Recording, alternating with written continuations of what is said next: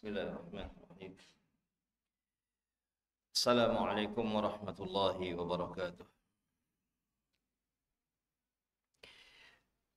Alhamdulillah ala fadlihi wa ihsanih wa syukru lahu ala taufiqihi wa amtinani wa asyhadu an la ilaha illallah wahdahu la syarika lah ta'ziman li sya'nih wa asyhadu anna Muhammadan abduhu wa rasuluh ad-da'i ila ridwanih sallallahu alaihi wa ala alihi wa ashabihi wa man tabi'ahum bi ihsanin ila yaumiddin wa sallama tasliman katsiran.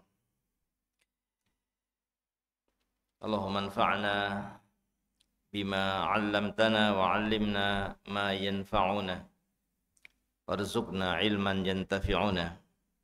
Amma ba'd. Fa ma'asyiral muslimin wal muslimat rahimani wa rahimakumullah, jamaah yang dirahmati Allah Subhanahu wa taala. Alhamdulillah, kita panjatkan pujian kita kepada Allah atas kemudahan, atas taufik dan pertolongannya sehingga kita bisa berkumpul di majelis ilmu di salah satu rumah dari rumah-rumah Allah Subhanahu wa taala untuk kita bersama-sama mempelajari agama Allah Subhanahu wa taala. Dan juga kita niatkan untuk menunggu waktu salat Isya sehingga terkumpul pada kesempatan yang berbahagia ini amalan-amalan yang sangat besar. Kita memohon kepada Allah Subhanahu wa taala, mudah-mudahan Allah mudahkan kita untuk bisa ikhlas, untuk bisa kita meluruskan niat semata-mata untuk mencari ridhonya Allah Subhanahu wa taala, semata-mata untuk mengikuti Rasulullah sallallahu alaihi wasallam, semata-mata untuk mengharapkan balasan di akhirat kelak. Dan kita memohon kepada Allah Subhanahu wa taala, mudah-mudahan ilmu yang kita pelajari Allah jadikan sebagai ilmu yang bermanfaat. Amin. Jamaah yang dirahmati Allah Subhanahu wa taala, kita masih dalam pembahasan kitab Tathhirul I'tiqad an Adranil Ilhad. Tathhir yaitu mensucikan, pensucian i'tiqad, keyakinan, membersihkan keyakinan an adran, dari kotoran-kotoran yang mengotori keyakinan, yang itu berupa ilhad, yaitu menjauh dari menjalankan kewajiban yang seharusnya kita menjalankan kewajiban kepada Allah Subhanahu wa taala, namun sebagian justru malah menyelisihi kewajiban sehingga terjatuh kepada hal-hal yang justru melanggar apa yang Allah syariatkan, melanggar apa yang Allah perintahkan. Oleh karena itu pelanggaran-pelanggaran ini mengotori keyakinan. Pelanggaran-pelanggaran ini bisa mengotori keyakinan, bahkan mungkin bisa merusak keyakinan, tergantung dari macam-macam pelanggaran tersebut. Dan kitab ini ditulis oleh seorang ulama, yaitu Syekh Al-Imam Muhammad ibn Ismail Al-Amir As-San'ani, salah seorang ulama yang wafat pada tahun 1182 Hijriah. Ya, dan kita masih pada prinsip-prinsip agama yang disebutkan oleh beliau dalam upaya beliau untuk membersihkan keyakinan dari kotoran-kotoran yang mengotori keyakinan tadi. Ini beliau berupaya untuk membersihkan keyakinan-keyakinan yang salah yang ada pada kaum muslimin, keyakinan-keyakinan yang mengotori keyakinan kaum muslimin sehingga terjatuh kepada pelanggaran-pelanggaran karena keyakinannya yang salah tadi. Maka beliau ingin membersihkan keyakinan-keyakinan tersebut dengan menyebutkan prinsip-prinsip agama. Prinsip yang pertama telah kita sampaikan tentang bahwa Al-Quran dan As-Sunnah adalah berisi petunjuk, berisi kebenaran. Oleh karena itu ketika telah datang kepada kita Al-Quran, telah datang kepada kita hadis yang sahih dari Nabi SAW, maka telah datang kepada kita petunjuk. Telah datang kepada kita petunjuk yang hendaknya kita jadikan sebagai dasar kita beragama, yang kita jadikan sebagai sumber keyakinan kita. Sumber keyakinan kita adalah dari Al-Quran dan hadis yang sahih, karena isinya semuanya petunjuk, isinya semuanya adalah ilmu, isinya semuanya adalah kebenaran, isinya adalah semuanya adalah hal yang sifatnya yakin, tidak ada keraguan. Kemudian prinsip yang kedua juga sudah kita baca pada pertemuan yang lalu, yang berkaitan dengan ajakan para rasul, bahwa seluruh para rasul diutus oleh Allah Subhanahu wa taala untuk mengajak manusia kepada tauhid ibadah, mentauhidkan Allah dalam hal ibadah. Yang itu adalah maksud dari kalimat la ilaha illallah, yang pertama kali diperdengarkan oleh para rasul kepada umatnya. Yang pertama kali diperdengarkan adalah ajakan untuk beribadah kepada Allah dan meninggalkan selain Allah. Ini ajakan yang pertama. Seluruh para rasul, dari rasul yang pertama hingga rasul yang terakhir, yang pertama kali diperdengarkan dari ajakan mereka adalah beribadah kepada Allah dan meninggalkan sesembahan selain Allah Subhanahu wa taala. Yang ini makna dari la ilaha illallah. Sehingga makna dari la ilaha illallah adalah apa? Tidak ada sesembahan yang benar selain Allah. Jadi harus ada kalimat yang benar. Sebagian orang mengartikan tidak ada sesembahan selain Allah. Ini kurang tepat. Ada yang mengartikan tidak ada Tuhan selain Allah. Ini juga kurang tepat. Harus ada kalimat tidak ada sesembahan yang benar. Kenapa harus ada kalimat yang benar? Untuk menghilangkan sesembahan yang tidak benar. Untuk mengingkari sesembahan yang tidak benar. Karena kalau kita belum mengingkari sesembahan selain Allah, belum meninggalkan sesembahan selain Allah, berarti kita belum mengikuti ajakan para rasul yang ajakannya sama. Sehingga ini menjadi prinsip yang penting disebutkan di sini sebagai prinsip yang kedua. Yaitu apa?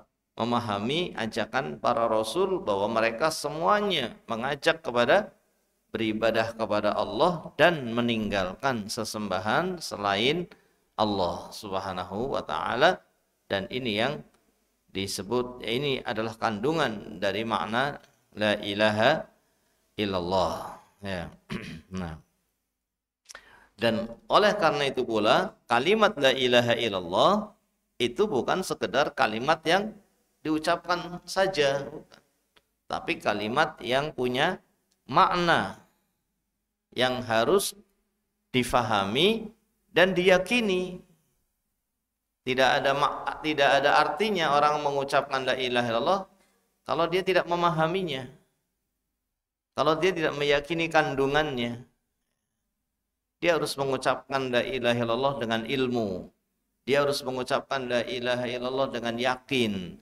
Dia harus mengucapkan la ilaha illallah dengan ikhlas. Dia harus mengucapkan la ilaha illallah dengan jujur. Dan seterusnya. Sehingga para ulama pun menyebutkan ada syurut la ilaha illallah, ada syarat-syarat sahnya la ilaha illallah yang harus dipenuhi oleh orang yang mengucapkannya. Karena ini bukan sekedar ucapan yang tanpa makna, tanpa maksud, tanpa arti. Ini ucapan yang luar biasa, ucapan yang sangat besar, ucapan yang sangat agung. Kemudian jamaah yang dirahmati Allah Subhanahu wa taala, masuk kita ke prinsip yang ketiga. Prinsip yang ketiga adalah kata muallif al-aslu tsalis anna tauhida qisman. Bahwasanya tauhid itu ada dua. Nah, ini termasuk metode para ulama ya, dalam membagi tauhid menjadi dua. Dari para ulama yang terdahulu ya, itu membagi tauhid menjadi dua. Meskipun ada juga yang membagi tauhid menjadi tiga, tapi yang tiga ini merinci dari yang dua ya, sehingga tidak ada pertentangan di antara yang membagi menjadi dua atau yang membagi menjadi tiga. Karena yang membagi menjadi tiga itu merinci ya, dari tauhid yang dibagi menjadi dua. Yang pertama, ini membagi menjadi dua. Sehingga pembagiannya bagaimana? Yang pertama, al-qismul awal tauhidur rububiyah wal khaliqiyah war raziqiyah ya, wa nahwi dzalik. Yang pertama adalah tauhid rububiyah, tauhid khaliqiyah, tauhid raziqiyah. Beliau menggunakan istilah seperti ini ya. Tauhid rububiyah ini sering kita dengar ya. Kemudian tauhid khaliqiyah ini menjelaskan maksud dari tauhid rububiyah, bahwa tauhid rububiyah adalah tauhid khaliqiyah, yaitu meyakini Allah adalah khaliq, meyakini Allah itu adalah pencipta satu-satunya, tidak ada pencipta selainnya. Karena tauhid itu artinya menjadikan sesuatu menjadi satu, itu tauhid. Maka tauhid itu tidak akan terwujud kecuali kalau terpenuhi dua rukun. Kalau memenuhi dua rukun, rukunnya tauhid apa? Menetapkan dan meniadakan. Menetapkan Allah dan meniadakan selain Allah. Ini namanya tauhid. Jadi membatasi hanya satu saja, menjadikan sesuatu menjadi satu. Ini tauhid. Tauhid rububiyah artinya menjadikan Allah, meyakini Allah sebagai satu-satunya yang tidak ada duanya dalam mencipta. War-raziqiyah juga dalam memberi rizki.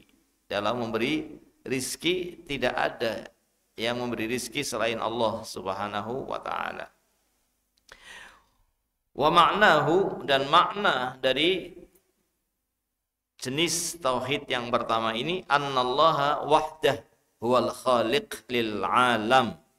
Allah lah satu-satunya yang mencipta seluruh alam.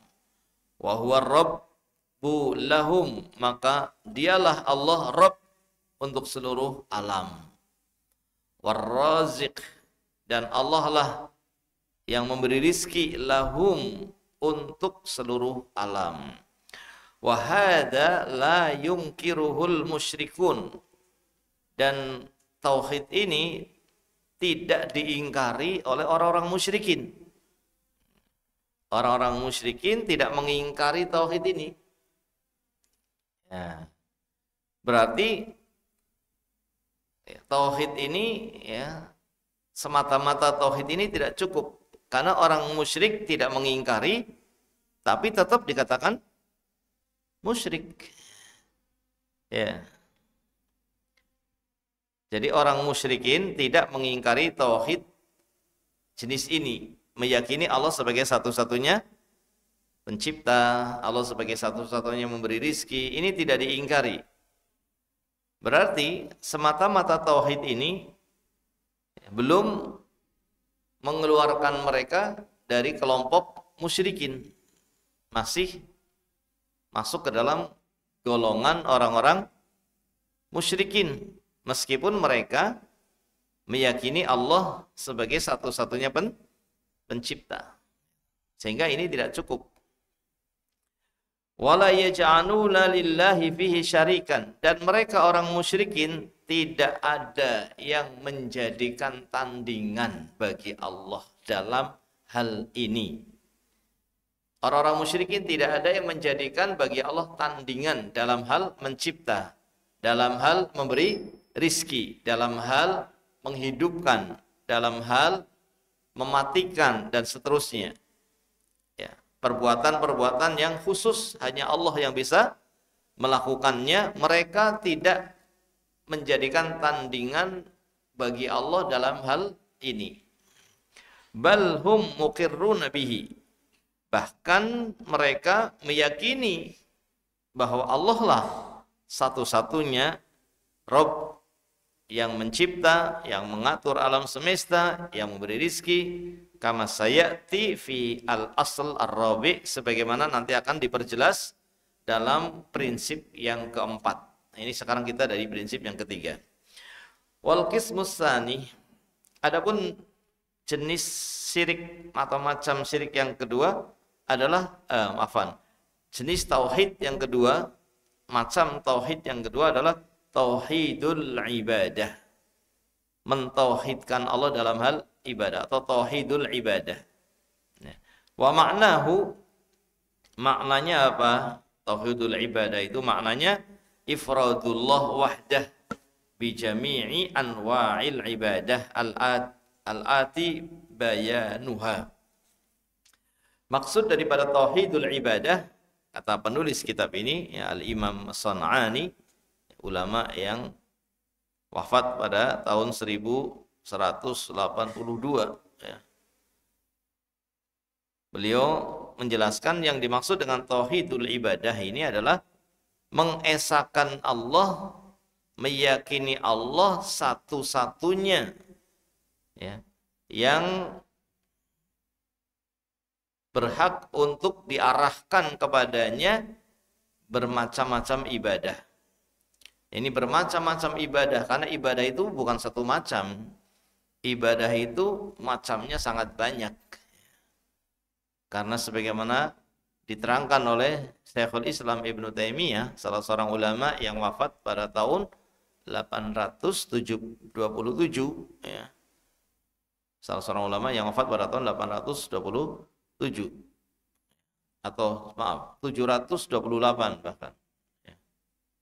Nah, 728. Beliau mengatakan bahwa ibadah itu adalah ismun jami'un likulli ma yuhibbuhullah wa yardah minal aqwal wal af'al adh-dhahirah wal batinah. Ibadah itu adalah suatu istilah untuk apa saja yang dicintai Allah, apa saja yang diridhoi Allah, baik itu yang diucapkan dengan lisan atau dilakukan dengan anggota badan, baik itu yang nampak maupun yang di dalam hati. Jadi ibadah itu sangat banyak. Macamnya sangat banyak. Dan seluruh ibadah-ibadah ini hanya untuk Allah. Ini namanya tauhid al-ibadah. Jadi kalau tauhid ibadah itu terkait dengan perbuatannya siapa? Terkait dengan perbuatannya manusia, perbuatannya hamba, yang harus diberikan hanya untuk Allah dari perbuatan-perbuatan yang disebut dengan ibadah tadi. Tapi kalau tauhid yang pertama itu terkait dengan perbuatannya Allah. Tidak ada yang bisa melakukan selain Allah. Ya. Fahada huwa alladhi ja'alu lillah fihi syuraka. Dan inilah yang orang-orang musyrikin dahulu menjadikan selain Allah sebagai sekutu bagi Allah. Jadi orang musyrikin membuat tandingan untuk Allah dalam hal ibadah, bukan dalam hal perbuatan yang khusus bagi Allah tadi, bukan. Jadi orang musyrikin, kenapa kok dikatakan musyrik? Bukan karena mereka meyakini adanya pencipta selain Allah, bukan itu. Tapi mereka dikatakan musyrik karena mereka menjadikan tandingan untuk Allah dalam hal diibadahi, yaitu adanya selain Allah yang diibadahi, adanya selain Allah yang diberikan kepadanya ibadah. Ya, walafdus syarik yush'ir bil iqrari billah, dan kalimat menjadikan tandingan, ya, kalimat menyekutukan Allah itu mengisyaratkan bahwa mereka beribadah kepada siapa? Bisa diikuti nggak jemaah? Biar tidak ngantuk. Kalimat menyekutukan Allah mengisyaratkan bahwa mereka beribadah kepada siapa? Kepada Allah. Mengisyaratkan bahwa mereka beribadah kepada Allah.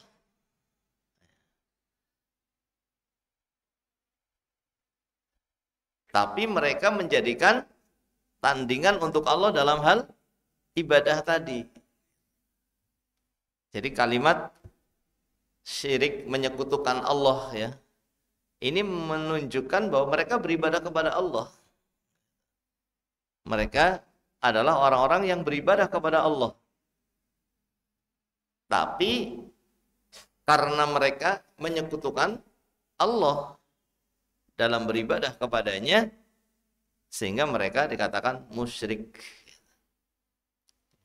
Dan mereka dikatakan kafir. Karena orang musyrik itu apa? Kafir. Yang mengkafirkan bukan saya, Allah. Innalladzina kafaru min ahlil kitabi wal musyrikin. Sesungguhnya orang-orang kafir dari kalangan ahlul kitab, Yahudi, Nasoro, wal musyrikin, dan dari kalangan orang musyrik. Mereka semuanya fi nari jahannam. Mereka semuanya di neraka jahannam. Khalidina fiha, selama-lamanya. Dan mereka dikatakan ulaika hum syarrul bariyah, sejelek-jelek makhluk yang diciptakan oleh Allah. Sejelek-jelek makhluk adalah orang-orang kafir, orang-orang musyrik. Bukan mereka tidak beribadah kepada Allah, bukan. Mereka beribadah kepada Allah, tapi beda ibadahnya mereka dengan ibadahnya orang muslim. Beda ibadahnya mereka dengan ibadahnya para rasul dan orang-orang yang mengikuti rasul. Bedanya di mana? Bedanya di mana? Para rasul beribadah kepada Allah dan meninggalkan selain Allah. Orang musyrik, orang kafir beribadah kepada Allah dan kepada selain Allah. Itu bedanya. Makanya Allah memerintahkan kepada Nabi kita Muhammad SAW untuk mengatakan apa? Qul ya ayyuhal kafirun. Katakan kepada orang-orang kafir, la a'budu ma ta'budun. Aku tidak beribadah dengan apa yang kalian ibadahi. Yaitu apa? Kami beribadah hanya kepada Allah saja, kalian beribadah kepada Allah dan kepada selain Allah. Maka beda. Beda. Makanya agamanya pun beda. Satunya agama Islam, satunya agama kafir. Satunya orang yang mengikuti Rasul, satunya orang yang tidak mengikuti Rasul. Sehingga di akhir ayatnya itu berbunyi lakum dinukum waliyadin. Beda. Mau disamakan. Yang beda ini, ya jangan disamakan. Beda. Allah membedakan agama kalian buat kalian, agamaku untukku. Agamanya Nabi Muhammad SAW agama Islam. Agamanya Nabi Muhammad SAW agama yang murni, ibadahnya hanya untuk Allah saja. tidak beribadah kepada selain Allah Subhanahu wa taala. Farrusul dikatakan di sini farrusul alaihimussalam bu'isu litakriril awal wa du'ail musyrikin ilaihi. Maka para rasul, seluruh rasul diutus oleh Allah untuk menyatakan tauhid yang pertama. Untuk menyatakan tauhid yang pertama. Namun ajakannya adalah mengajak orang musyrikin untuk menjalankan, untuk menerima tauhid yang kedua. Yani para rasul datang untuk membenarkan tauhid yang pertama. Tauhid yang pertama sudah benar. Namun belum cukup. Mereka mengajak pada tauhid yang kedua ini. Bimisli qaulihim fi khitabil musyrikin. Ya, misalnya dalam firman Allah yang mengajak bicara orang musyrikin. Allah berfirman, "Afillahi syakkun." Apakah terhadap Allah kalian ragu? Ya. Hal min khaliqin ghairullah. Apakah ada pencipta selain Allah? Bentuknya pertanyaan. Karena apa? Maksudnya bukan mengajak. Maksudnya untuk membenarkan apa yang sudah mereka yakini. Tapi mengingatkan itu tidak cukup. Apakah kamu ragu bahwa terhadap Allah? Kamu kan tidak ragu, gitu kan? Kalian kan tidak ragu kalau Allah adalah yang mencipta, yang mengatur. Apakah ada pencipta selain Allah? Kalian kan meyakini tidak ada pencipta selain Allah. Ini untuk membenarkan mereka dalam tauhid yang pertama. Wa tanhahum 'anisyirkil ibadah. Namun mereka para rasul melarang orang-orang musyrikin untuk berbuat syirik dalam hal ibadah. Walidha qala Allah Ta'ala, oleh karena itu Allah memberitakan di dalam firman-Nya, walaqad ba'atsna fi kulli ummatin rasula an i'budullah. Dan sungguh telah kami utus pada setiap umat seorang rasul. Setiap umat kami utus seorang rasul dengan ajakan yang sama, yaitu an i'budullah, agar manusia beribadah kepada Allah.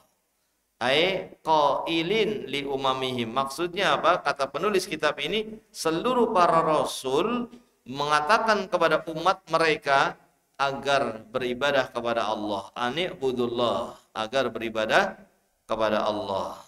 Fa afada biqaulihi fi kulli ummah, dan kalimat atau firman Allah pada setiap umat, anna jami'al umam lam tursal ilaihim ar-rusul wa tub'as ilaihim illa litalabi tauhidil ibadah.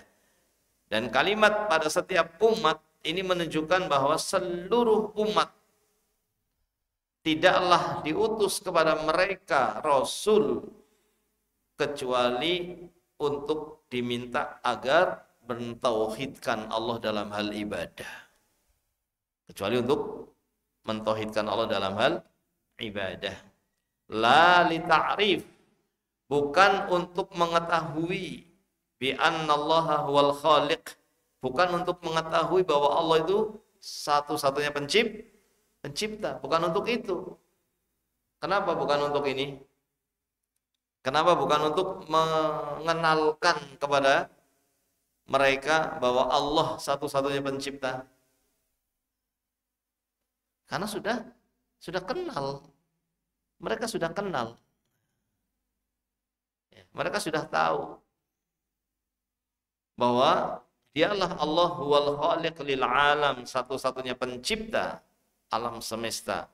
Wa annahu rabbus samawati wal ard, bahwasannya Allah lah yang mencipta dan mengatur seluruh langit dan bumi.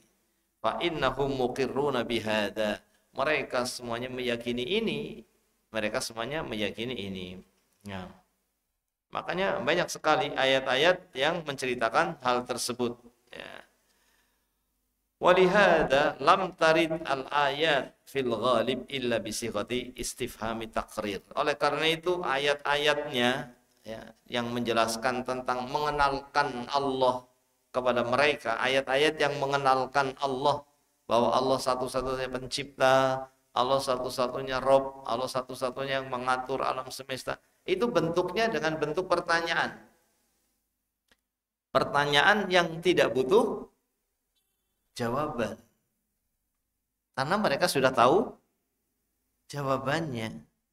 Tapi ditegur dengan ayat ini. Kenapa? Sudah ngerti Allah satu-satunya pencipta, sudah yakin kok masih beribadah kepada selain Allah Subhanahu wa taala.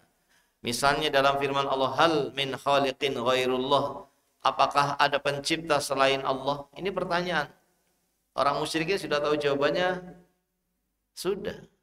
Tapi ayat ini bukan sedang meminta jawaban, tapi sedang menegur. Kenapa beribadah kepada selain Allah? Yang selain Allah itu makhluk. Afaman yakhluk kaman la yakhluk. Apakah sama yang mencipta dengan yang tidak bisa mencipta? Apakah sama? Bentuknya pertanyaan. Butuh jawaban? Tidak butuh. Orang musyrikin sudah tahu jawabannya. Sudah tahu jawabannya. Tapi tidak butuh jawaban. Ini pertanyaan untuk menyatakan, untuk menegur. Kenapa? Engkau sudah tahu bahwa tidak sama antara yang mencipta dengan yang tidak mencipta. Kenapa yang tidak mencipta diibadahi? Kenapa yang tidak bisa mencipta diibadahi? Afillahi syakkun fatiris samawati wal ard. Apakah ragu bahwa Allah itu adalah yang menciptakan langit dan bumi? Apakah ada keraguan bahwa Allah lah yang menciptakan langit dan bumi? Mereka meyakini adanya Allah.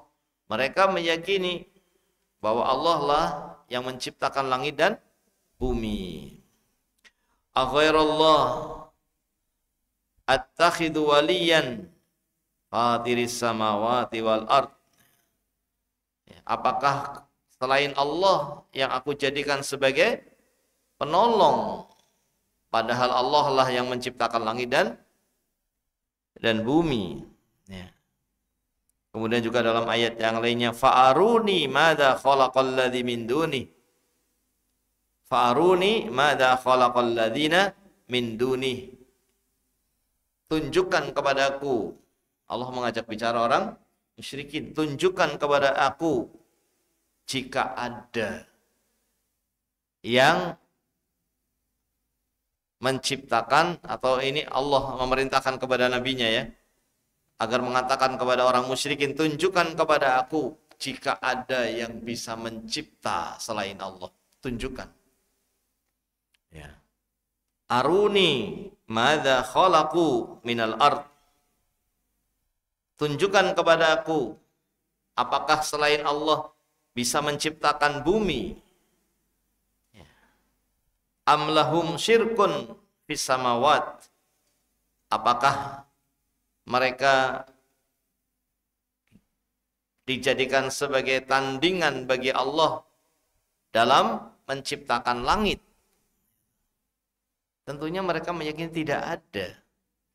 Tidak ada tandingan bagi Allah yang mencipta. Tidak ada tandingan bagi Allah dalam hal mencipta, dalam hal memberi rizki, dalam hal menghidupkan, dalam hal mematikan. Tidak ada tandingan bagi Allah. Itu diyakini oleh mereka. Istifhamu taqririn lahum li'annahum bihi muqirrun. Maka pertanyaannya pertanyaan untuk menekankan, membenarkan keyakinan mereka, membenarkan bahwa ini keyakinan kalian yang sudah kalian yakini. Wa bihadza yu'raf annal musyrikin lam yattakhidul asnam wal awsan wa lam ya'buduha. Walam yattakhidhu al-masih wa ummahu walam yattakhidul malaikah syuraka lillah ta'ala.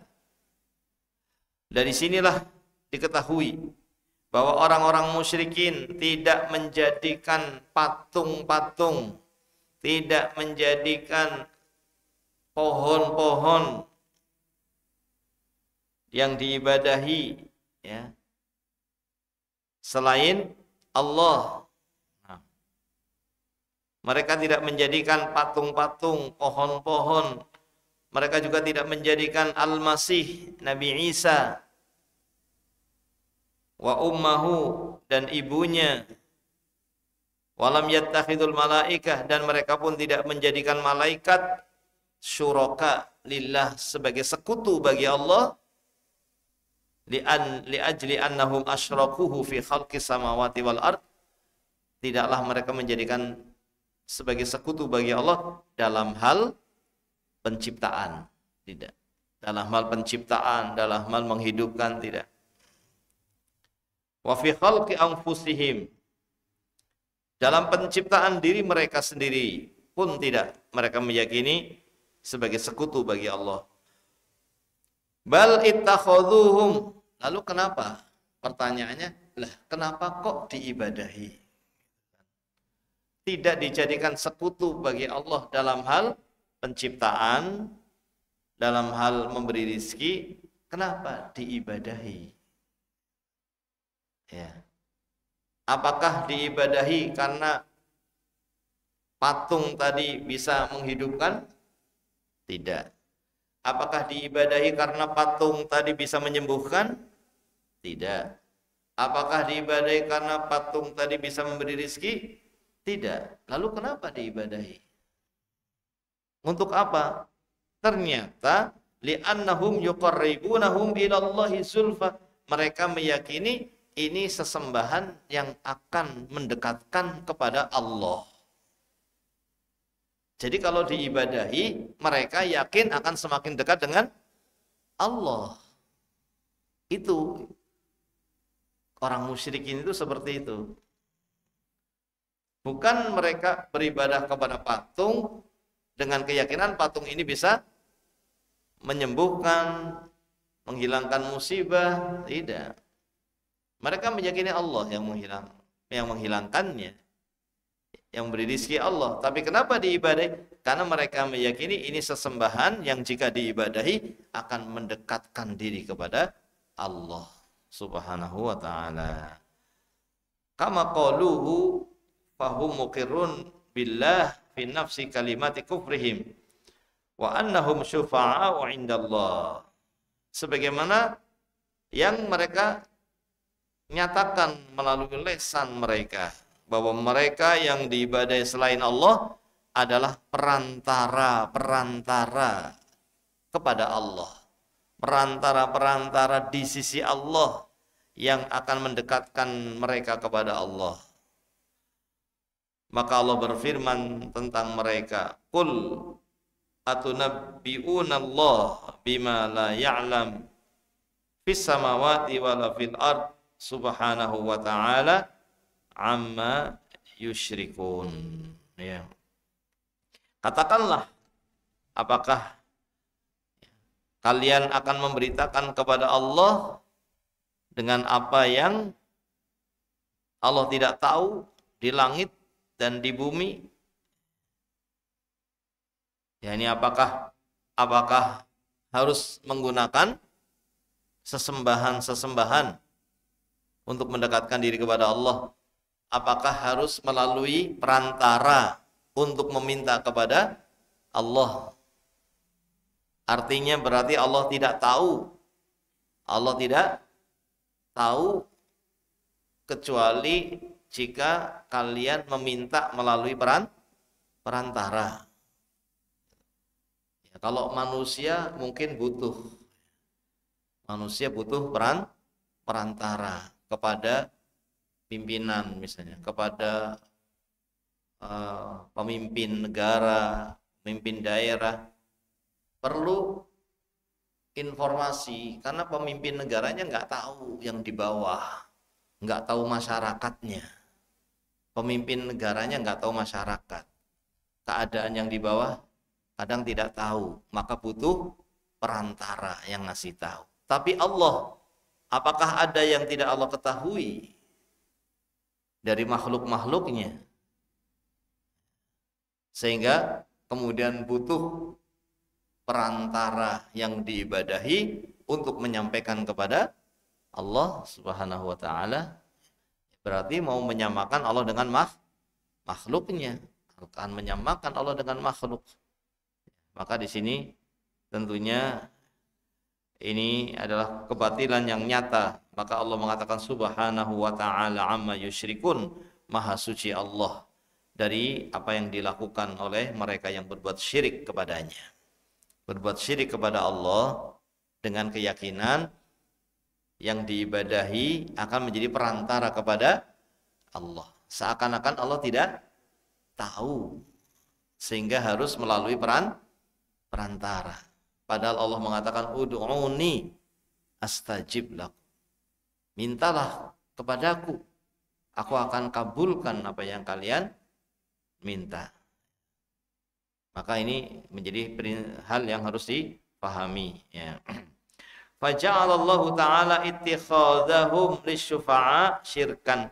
Maka Allah menjadikan perbuatan mereka, perbuatan orang musyrikin. Apa perbuatannya jemaah?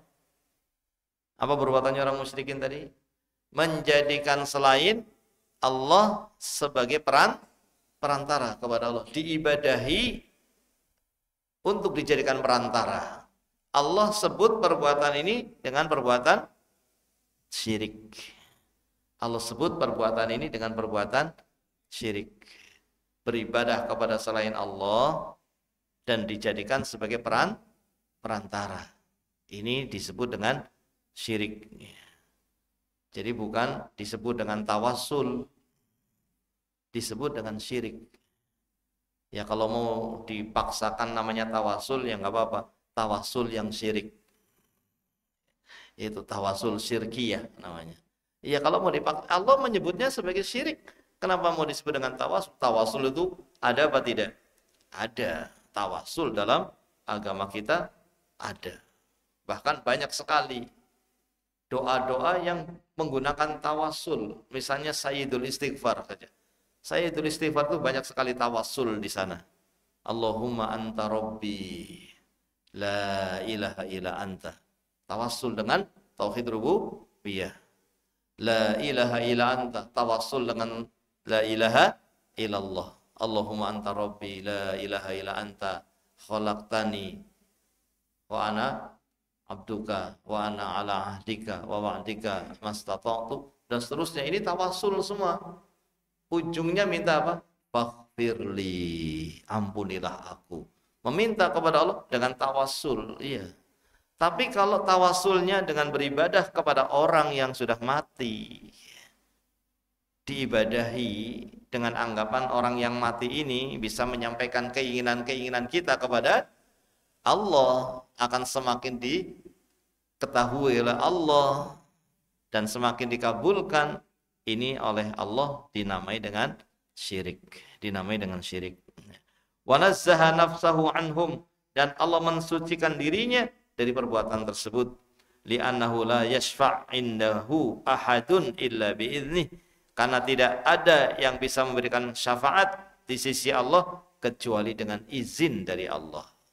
Bagaimana dijadikan perantara tanpa seizin Allah?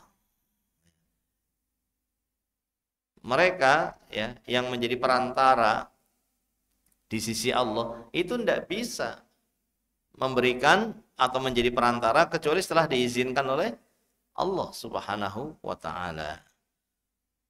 Fakaifa yusbituna syufa'a lahum lam ya'dhanillahu lahum fi syafa'ah. Bagaimana mereka menetapkan ini perantara, ini perantara, ini perantara, sementara Allah tidak mengizinkan. Belum ada izin dari Allah Subhanahu wa ta'ala. Walahum ahlun laha. Bahkan mereka juga orang-orang yang belum tentu pantas menjadi perantara, belum tentu pantas. tidak pernah kelihatan di masjid, nggak pernah sholat 5 waktu, setelah mati dijadikan perantara, katanya wali. Nggak pernah sholat di masjid, iya sholatnya di Mekah, sehingga nggak pernah kelihatan di masjid. Ini bagaimana kemudian dijadikan perantara, nggak pernah kelihatan di masjid, nggak pernah kelihatan sholat 5 waktu ke masjid, kemudian diyakini sebagai wali dan dijadikan sebagai perantara setelah meninggalnya. Ya, ini ya tidak semestinya. Seandainya pun itu, ya kita tidak boleh ya, menjadikan sebagai perantara untuk kita ibadahi tanpa seizin dari Allah Subhanahu wa ta'ala. Karena mereka, para perantara-perantara Allah nanti pada hari kiamat akan menjadi perantara, akan memberikan syafaat setelah ada izin dari Allah. Setelah ada izin dari Allah baru mereka akan memberikannya. Sebelum ada izin maka tidak akan memberikannya. Wala yaghnun anhum minallahi syai'a, dan mereka tidak bisa mencukupi ya, mencukupi apa yang diinginkan oleh orang-orang musyrikin dari Allah sedikit pun. Maka ini jamaah rahmat Allah Subhanahu wa taala, hendaknya ibadah yang kita lakukan, hendaknya ibadah yang dibangun di atas tauhid ibadah. Waktu yang Allah berikan kepada kita di dunia ini adalah untuk beribadah kepada Allah. Waktu yang Allah berikan kepada kita ini adalah kesempatan emas, ya. Kesempatan emas yang tidak boleh kita sia-siakan. Kemudian melakukan peribadatan kepada selain Allah Subhanahu wa ta'ala, sehingga kesempatan emas di dunia ini gak ada artinya. Gak ada artinya kesempatan hidup yang Allah berikan di dunia ini kalau digunakan untuk beribadah kepada selain Allah Subhanahu wa ta'ala. Karena akan menjadi orang yang kekal di neraka, wala'iyadzubillah.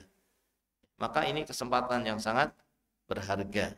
Jangan sampai ibadah kita dikotori dengan keyakinan yang salah, dikotori dengan kesyirikan. Jangan sampai. Waktu adalah sesuatu yang sangat berharga, lebih berharga dari harta yang lainnya, dari harta dunia.